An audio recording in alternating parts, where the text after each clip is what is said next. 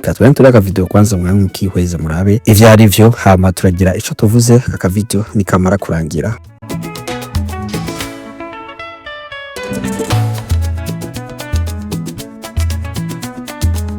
Nkuko nari mpejeje kubabwira, raba iyo video mpejeje kwiraba, muraravye neza ko hariho ibintu bitandukanye ndetse kuri iyo video. Raba umuntu apakiye imoto arayipakiye, arayitwaye, uyo arayitwaye kugira ngo ayurire ko imutware byanse bivanye nuko igitoro cabaye ndase mu gihugu cacu Burundi. Murazi neza ko hamaze iminsi havugwa ibintu vyinshi bitandukanye kuvyerekeranye n'igitoro, hirya no hino barataka bakavuza induru, abaguma bidoga kuvyerekeranye n'igitoro. Tugiye kuganira mu ncamake, ni kuvuga tugiye kuyaga ese ikibazo c'igitoro mu gihugu cacu Burundi bipfira he kugira ngo igitoro came kiko kiraba ndase uko umwaka utashe igitoro.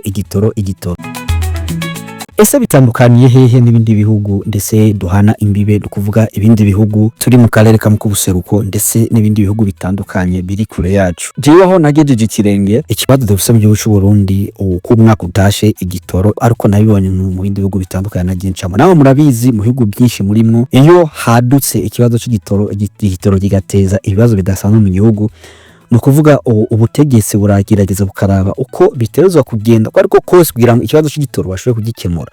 Ntabwo mvuze neza, niko ndavuga neza ko mu gihugu cyacu Burundi ari honyene igitoro gikunda kuba ndanse, ariko no mu bihugu bitandukanye igitoro kiraba ndanse, ariko bakihutira gukemura ico kibazo.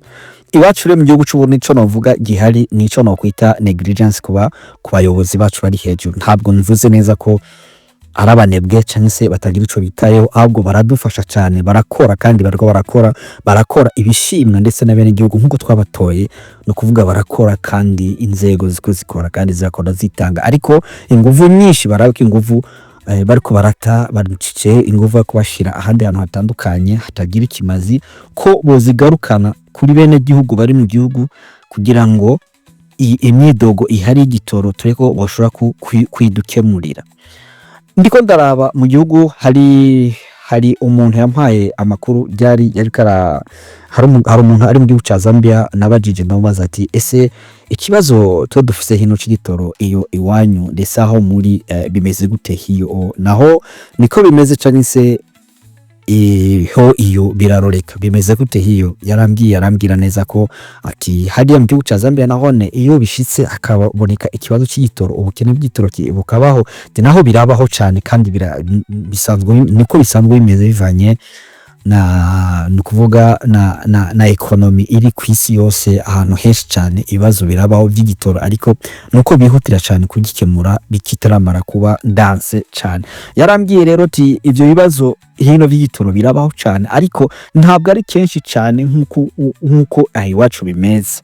No kuvuga nk'akarorero, kiyo igitoro hino hariya mu gihugu ca Zambia kimaze kugera ku mafaranga 26 canke se amafaranga 28 kwacha, no kuvuga bari doga cyane, aho biba vyakomeye cyane. Iyo rero bumvise imyidogo ya bene gihugu, nta kindi kintu cyabakora, leta iragerageza uburyo bwose kugira ngo ikaraba ko ishobora kugira iki, kuraba ko ishobora kugabanura igitoro, igashiramo ingufu zidasanzwe kugira ngo idolari barabe ko byoshobora kumanuka gatoya kugira ngo igitoro kiboneke, cyangwa se barabe ko boshobora kugwiza igitoro cyane mu gihugu ca Zambia.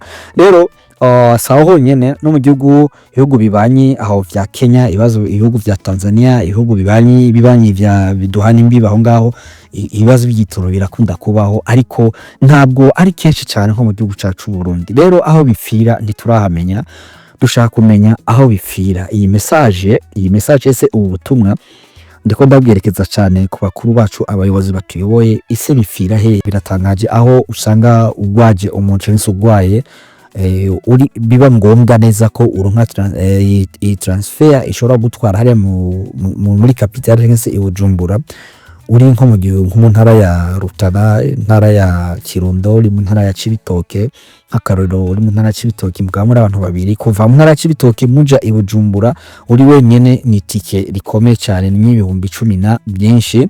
Hanyuma mubaye babiri cyangwa se batatu, murumva neza ko muteruza gutekera udufaranga mu gihe muba neza ko ekonomi yacu naho ne bitameze neza.